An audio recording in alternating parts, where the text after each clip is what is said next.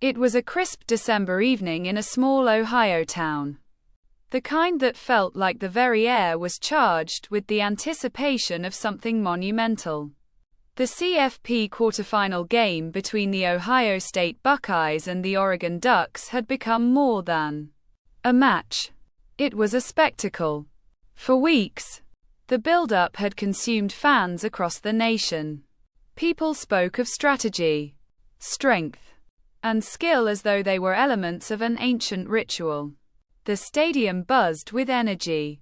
Fans clad in scarlet and gray mingled uneasily with clusters of green and yellow. They filled the air with chants, cheers, and an undercurrent of rivalry so thick it seemed alive.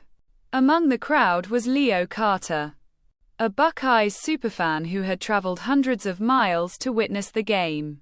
His scarlet hoodie bore signatures of players past, and his weathered face was a roadmap of decades spent cheering for his team. On the opposite side of the field, Ava Torres, a lifelong Ducks supporter, had made her pilgrimage from Oregon. She stood out in her bright yellow raincoat, a beacon of unwavering loyalty in the sea of opposition. Her family had rooted for the Ducks for generations, and Ava felt as though she carried their legacy into the stands that night. The game began with a kickoff that seemed to echo beyond the bounds of the stadium. The Buckeyes took possession first, and their quarterback launched a precise pass that electrified the crowd. The Ducks responded with a dazzling display of agility.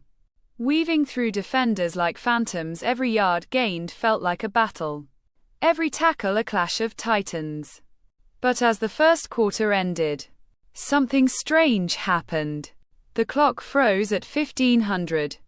The crowd murmured in confusion, glancing at their watches and phones, all of which displayed the same unmoving time.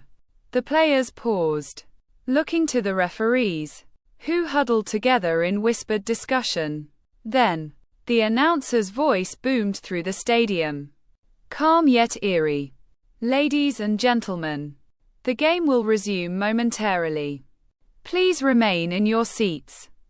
The players returned to their positions, the game seemingly restarting from the opening kick. The same plays unfolded, yet with slight variations.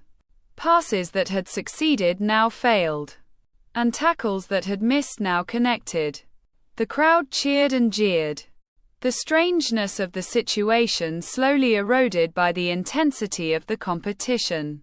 By the third iteration of the opening quarter, Ava and Leo began to notice the peculiarities. Players moved as if following invisible cues, their actions eerily repetitive. The crowd's reactions, too, felt oddly synchronized, like a well-rehearsed performance. Ava turned to the man seated next to her, his face painted in green and yellow. "Doesn't this feel wrong?" she asked. He smiled but said nothing, his eyes vacant. On the other side of the field, Leo watched as the same play unfolded for the fourth time. The Buckeyes running back broke through the Ducks' defensive line, only to trip on the 20-yard line. Exactly as before. A chill ran down his spine. "Hey, what's going on here?" Leo shouted at a nearby usher. The man turned to him, his expression blank, as if he hadn't heard a word. By the time the fifth restart occurred, Ava and Leo were both frantically searching for an escape. Yet no matter where they went, they found themselves back in their original seats, as if the stadium itself had reshaped to confine them. The players, too, began to notice. The Buckeyes quarterback, once a picture of confidence, now looked like a man haunted. The Ducks coach paced the sidelines, shouting commands that no one seemed to hear. The game continued, the players moving like marionettes on strings. Finally, as the crowd chanted the same cheers for the seventh time, the announcer's voice crackled through the speakers, distorted and foreboding. This game is eternal. Victory belongs to no one. The contest will last forever, as it was destined to. Ava and Leo locked eyes across the field. United in their horror, they realized the truth. The game had become a loop. A ritual played out endlessly for the amusement of some unseen force. They were trapped, along with everyone else, in a moment that would never end.